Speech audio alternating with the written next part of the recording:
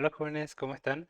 Me acordé que no hice el resumen de la clase, así que lo vamos a hacer ahorita con un poquito de dibujitos, ¿ya? Con respecto a las células, vamos a hacer un breve resumen respecto a a los postulados celulares, ¿ya? Postulados o teorías celulares que dicen que la célula es la unidad, todos parten así, la célula es la unidad. Y ahí tenemos nuestras cuatro posibles opciones, ¿ya? Nuestras cuatro opciones en realidad. Es la unidad estructural de todo ser vivo, es la unidad funcional de todo ser vivo, es la unidad genética de todo ser vivo y es la unidad de origen de todo ser vivo.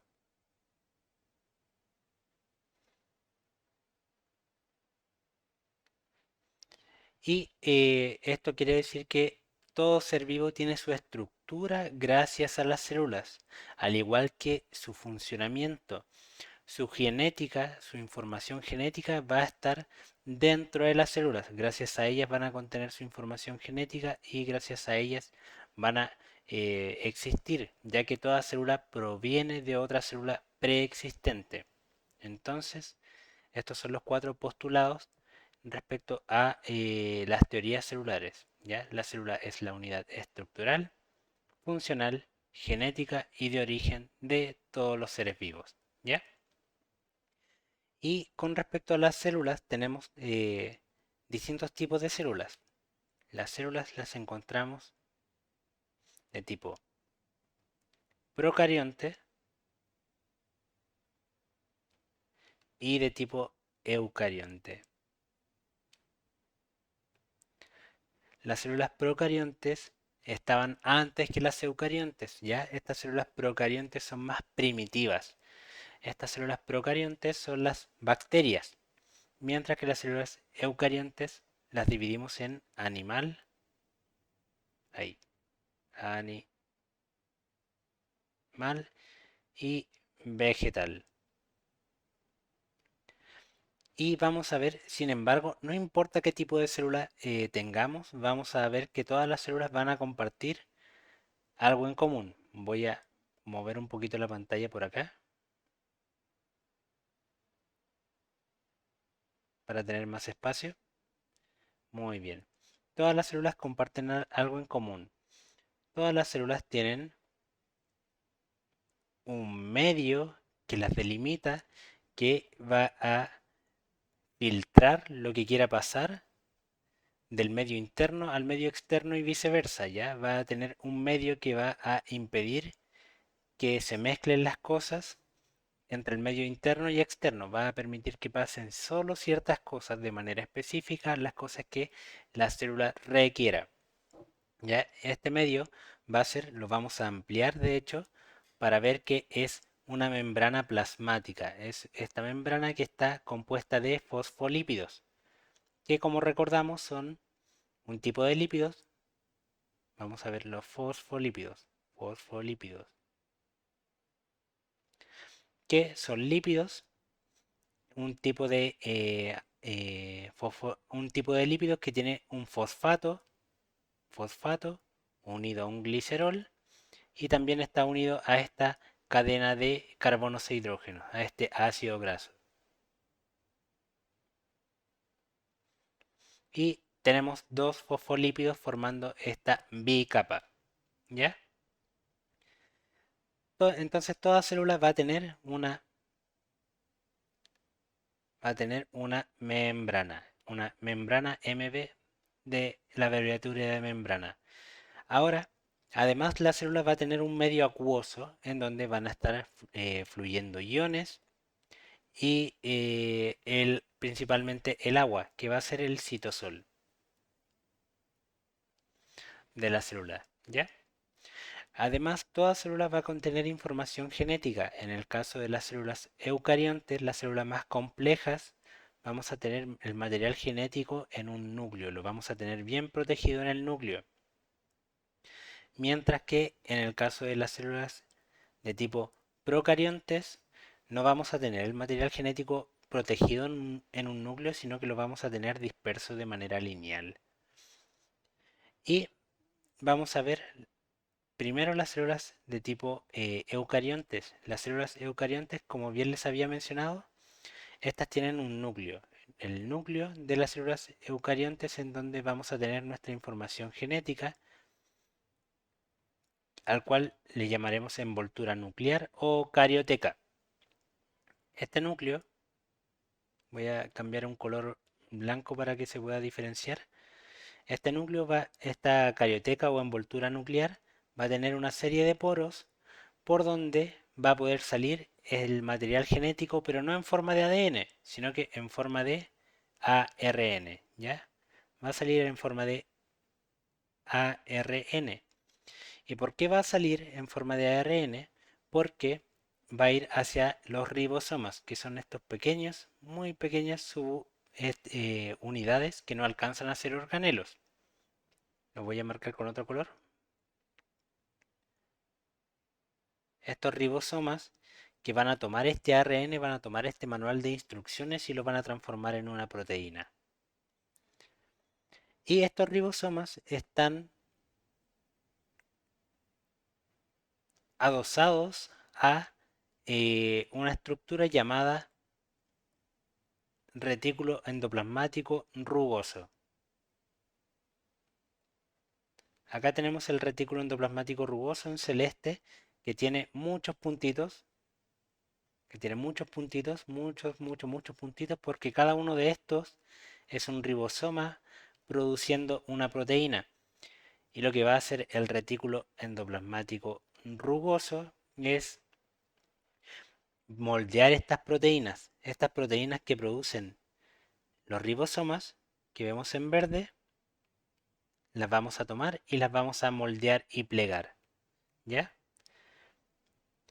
Luego del retículo endoplasmático rugoso tenemos otro retículo endoplasmático, pero en este caso no tenemos lisosomas. Es el retículo perdón, no tenemos ribosomas. Este es el retículo endoplasmático liso, ¿ya? Este está encargado de producir los lípidos que van a servir para fabricar moléculas de transporte, vesículas para poder transportar distintas proteínas, como son, por ejemplo, las proteínas producidas por los ribosomas y modificadas por el retículo endoplasmático rugoso. Producimos una proteína y la vamos a envesicular, la vamos a envolver en una vesícula y esta vesícula va a ir hacia el aparato de Golgi. El aparato de Golgi que tiene como esta forma. Denme un momento. Tiene como esta forma el aparato de Golgi. Y el aparato de Golgi está constantemente produciendo vesículas para empaquetar, como les había mencionado, es el gran delivery de la célula. Entonces, vamos a tomar esta proteína que dibujé en morado y la va a modificar un poquito más, puede añadir algunos azúcares, puede añadir algunos lípidos para formar glicoproteínas o lipoproteínas respectivamente. La vamos a tomar y la vamos a enviar por vesículas. ¿Ya? Esto va a servir para que se puedan transportar esto que estoy produciendo dentro de la célula. Además, bueno, tenemos el retículo endoplasmático rugoso que va a modificar las proteínas, los ribosomas. Los ribosomas que, como les mencioné, no alcanzan a ser organelos, porque son muy pequeños. Los ribosomas, el retículo endoplasmático liso, que se encarga de producir los lípidos, detoxificar de sustancias como el alcohol y, en algunos casos, almacenar calcio, en el caso de los músculos.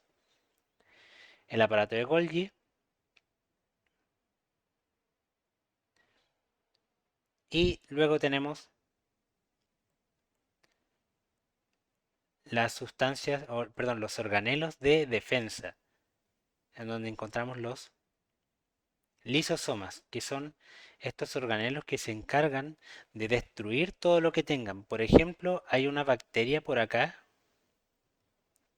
Lo que hacemos es endocitarla, la enviamos a un lisosoma y el lisosoma va a tomar esta bacteria y la va a destruir. Va a, con enzimas y con su pH, vamos a destruir la bacteria. Una vez que la destruimos y tenemos solamente lo que está dentro de la bacteria inerte, lo que ya no nos puede hacer daño, vamos al retículo endoplasmático rugoso, envesiculamos esto que destruimos y lo liberamos para que no se pueda unir ni afectar a nada dentro de el organismo. Entonces tenemos el lisosoma de lisis, de destrucción. También tenemos el peroxisoma. Peroxisoma, que es este organelo que tiene una característica particular que se encarga de degradar los radicales libres. Estos radicales o especies reactivas de oxígeno que puedan dañar a la célula. El peroxisoma los va a tomar y mediante la enzima catalasa los va a degradar. ¿Ya? Va a degradar estas especies reactivas de oxígeno, radicales libres u oxidantes que nos pueden hacer mal y las vamos a degradar para que no nos puedan hacer daño y nuevamente vamos al retículo, perdón, al aparato de Golgi y el aparato de Golgi lo va a envesicular y lo libera. Además de esto, tenemos esta estructura que se encarga de almacenar agua, que sería, o almacenar líquido, que sería la vacuola. Acá tenemos la vacuola que almacena ciertos iones, algunas proteínas, agua, para tener en caso de reserva. Vacuola. Y también tenemos nuestra queridísima mitocondria, nuestro organelo que parece completo, que voy a dibujar, típicamente se dibuja en verde, nuestra típica mitocondria, que es un organelo muy particular. ¿Por qué? Porque tiene, además de tener su propio material genético, que ya es raro, posee una doble membrana, ¿ya? Posee una membrana y además de su membrana posee otra membrana, ¿ya? Esto es lo que vamos a ver en las futuras clases, la teoría endosimbiótica, en donde vamos a ver que la mitocondria podría haber sido algún organismo de tipo procarionte que en algún momento se alojó dentro de una célula y comenzaron a coexistir ambos, uno dentro del otro. Y la mitocondria, que va a tener un rol muy importante, que es la producción de energía, ¿ya? En forma de ATP. Entonces tenemos nuestros organelos celulares dentro de las células de tipo eucariontes. Además, las células, nosotros mencionamos que teníamos células eh, animales y vegetales. Las células animales, como vemos acá, por ejemplo, tienen una vacuola pequeña y no poseen una pared celular, a diferencia de las células vegetales que, además de tener todo esto que les había mencionado, ay, perdón, ahora sí, además de tener, oh, no lo puedo seleccionar, deme un momento, ahora sí, además de tener todo esto,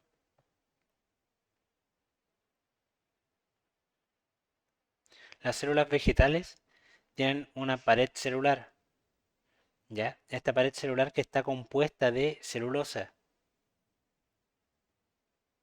Ahí no lo puedo borrar. Deme un momento que creo que me está fallando el dispositivo. Sáquese.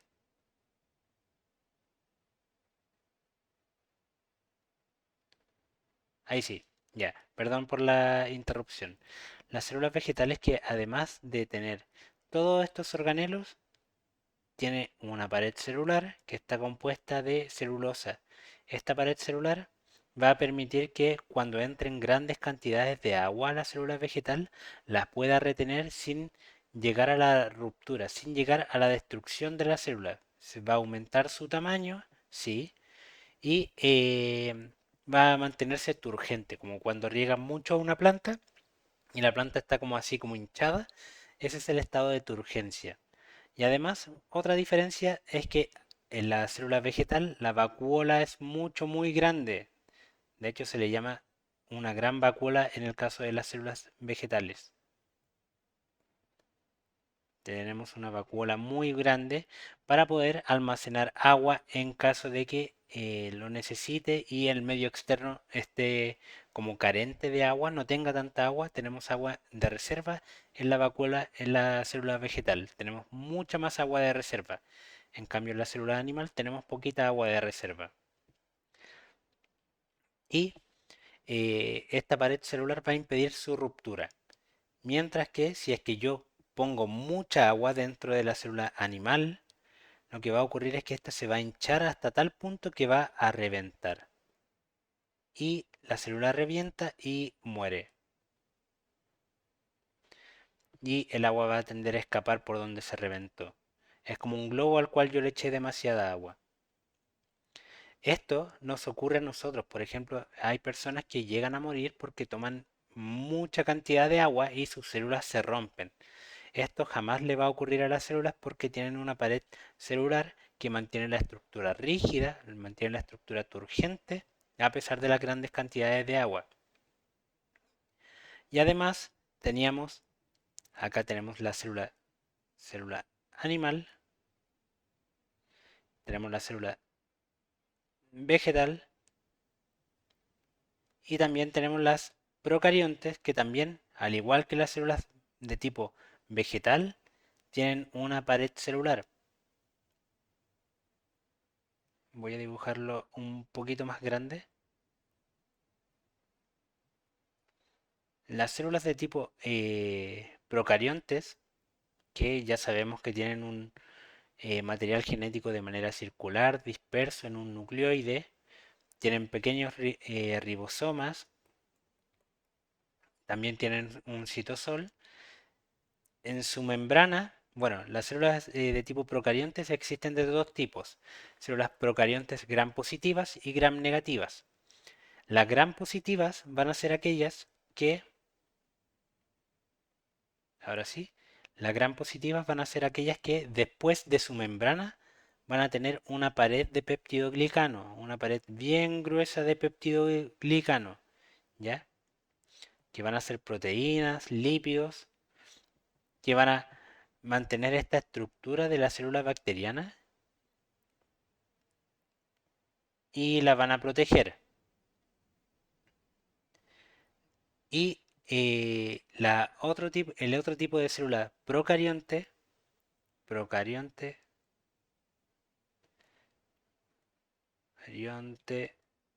de tipo gram positivo, y acá tendremos la procarionte gram negativo. Que la diferencia que tienen estas dos es que tienen una delgada porción de peptidoglicano y después vuelve a tener una membrana. Ya tiene una membrana interna, una membrana externa y una pared de peptidoglicano entre medio. Lo que ocurre y cómo nosotros lo estudiamos es con tensiones. Lo que hace una tensión es unirse a la pared de peptidoglicano y teñir a la célula de morado, de púrpura. Entonces nosotros en el microscopio lo que vamos a ver es una célula púrpura, ¿ya? Intenté buscar un púrpura más parecido. Mientras que las células de tipo gram negativas, lo que va a ocurrir es que cuando yo pongo la tinción que se quiere unir al peptidoglicano, esta tinción morada, ahora sí, esta tinción morada no se va a poder unir porque tiene que primero atravesar la membrana y por lo tanto cuando yo le ponga, yo haga el proceso de lavado acá se me va a ir toda la tinción, mientras que cuando yo haga el lavado de la célula, la tinción se va a mantener añadida a la pared celular de peptidoglicano. Por lo tanto, acá se me va a ir la tinción en la gram negativa y en la gram positiva no, se va a mantener pintada. Y por lo tanto voy a utilizar otro colorante, un colorante rosado, que sí va a poder atravesar la membrana y unirse a esta pequeña pared de peptidoglicano, haciendo que las células de tipo vegetales, perdón, las células de tipo procarionte gram negativas se tiñan de un color rosado y las gram positivas de un color púrpura.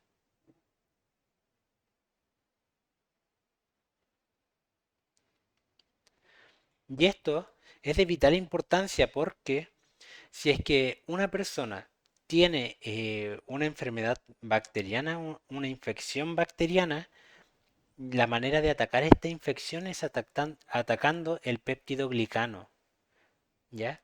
¿Por qué? Porque ninguna de nuestras células, como vimos, ninguna de nuestras células tiene una pared celular y menos una pared celular hecha de un péptido glicano.